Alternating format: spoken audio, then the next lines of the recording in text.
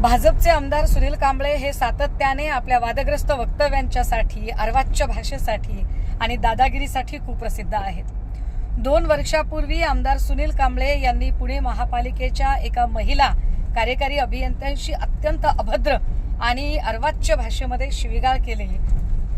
1 वर्षापूर्वी याच आमदार सुनील कांबळेंनी पुण्यातल्या आनंदनगर झोपडपट्टीतील सगळ्या रहिवाशांना बिल्डरशी संगनमत करून बिल्डरचा फायदा करून द्यायचा म्हणून चक्क दमदाटी केल्याचा व्हिडिओही व्हायरल झाला होता.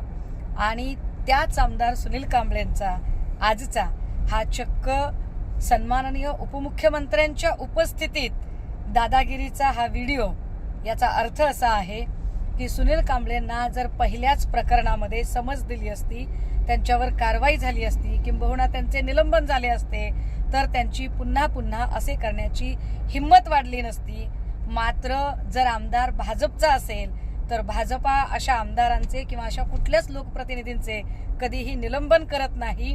उलट भाजपचे आमदार असतील तर त्यांनी खुशाल अधिकाऱ्यांना मारहाण करावी, हातपाय तोडावेत, पत्रकारांना जीवे मारण्याच्या धमक्या द्याव्यात, महिला अधिकाऱ्यांशी अभद्र भाषा वापरावी आणि त्यांच्या जवळचे काही चाटुकारी करणारे अधिकारी असतील तर अशा अधिकाऱ्यांच्या मुलांनी दुसऱ्यांच्या लेकीबाळींना वाहनाखाली चिरडावे आणि त्यांना गृह खाते मात्र काहीही करणार नाही.